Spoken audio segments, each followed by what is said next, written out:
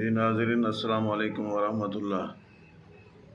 وہ ایک ہندو شخص نے ڈاکٹر ذاکر نائک سے سود کے بارے میں سوال کیا کہ سود کے بغیر کیسے جو ہے یہ دنیا چل سکتی ہے، کیسے یہ سسٹم چل سکتا ہے۔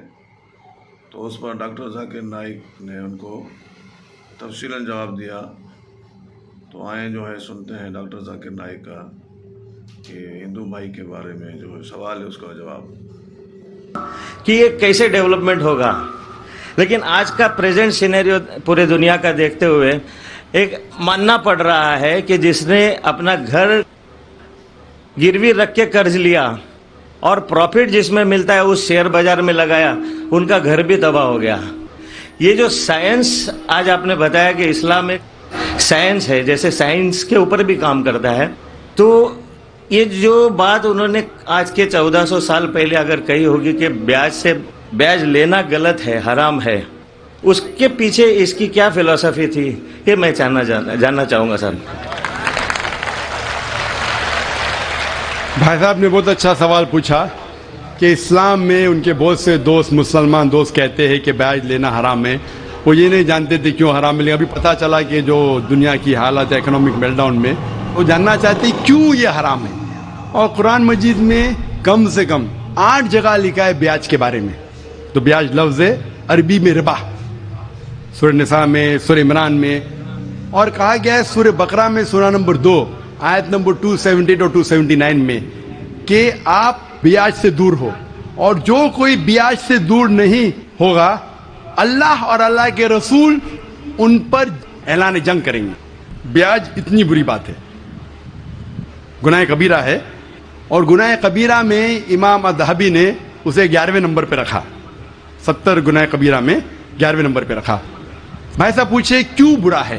کیونکہ بیاج سے امیر آدمی اور امیر ہوتا ہے، غریب آدمی اور غریب بنتا ہے۔ امیر آدمی اور امیر ہوتا ہے، غریب آدمی اور غریب بنتا ہے۔ عام طور پہ آپ جب لون دینے جائیں گے تو غریب آدمی کو لون کا ملتا ہے، تو امیر آدمی بتائے گا میرے پاس یہ، میرے پاس وہ ہے، تو اس کو لون ملتا ہے۔ تو امیر اور امیر بنتا ہے، غریب اور غریب بنتا ہے۔ اسی لیے قرآن میں سورہ الحشر میں سورہ نمبر 59 آیت نمبر 7 میں اللہ تعالیٰ فرماتے کہ زکوٰۃ دو تاکہ دولت انسانوں کے بیچ گھومے، صرف امیروں میں نہیں رہے۔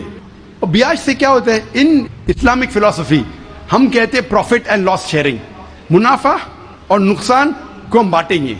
منافع اور نقصان بانٹنے سے پوری اکنامی ترقی کرتی ہے، اور بیاج سے آپ بینک میں بیاج لیتے ہیں، منافع یا نقصان 8%، 10%، 12% آپ کو دینا ہی دینا، نقصان یا منافع۔ لیکن تو آپ دیکھتے شیئرنگ آف دا رسپانسبلٹی، اگر نقصان ہوا تو ہم نقصان شیئر کریں گے، پروفٹ ہوا پروفٹ شیئر کریں گے۔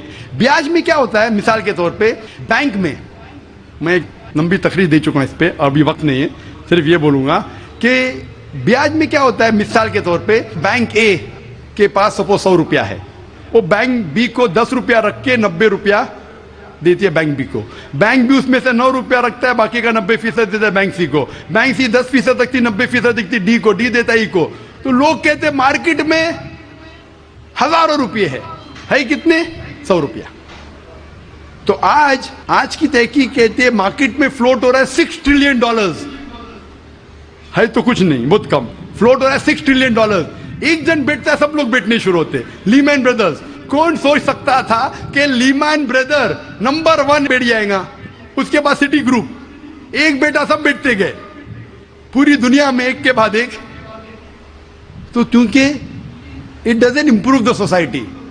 اسلامک وے کے اندر جانچ پڑتال ہوتی، کس کو لون دینا کس کو نہیں دینا، پروفٹ اینڈ لاس شیئرنگ ہے۔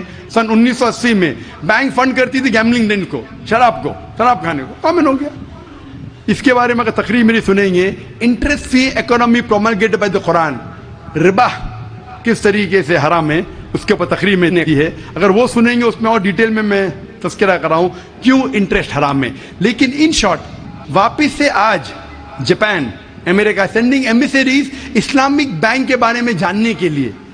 ہماری گورنمنٹ کے پاس ہم گئے تھے، میں فائنانس منسٹر چدمبرم جو فائنانس منسٹر تھے ان سے ذکر کیا تھا کہ اب اسلامک بینکنگ کیوں نہیں شروع؟ انشاءاللہ کریں گے، جب میں ملاقات ہوئی تھی جدہ میں۔ لیکن RBI پرمیشن نہیں دے رہی ہے کیونکہ انہوں نے تحقیق نہیں کی۔ انگلینڈ دے چکی ہے، کئی ممالک دے چکے. انڈیا بھی اگر اسلامک بینک ہو جس میں پروفٹ اینڈ لاس شیئرنگ ہے, اگر اس کی اجازت دی تو انشاءاللہ انڈین اکانومی بھی بڑھیں گی انشاءاللہ. Hope that answers the question.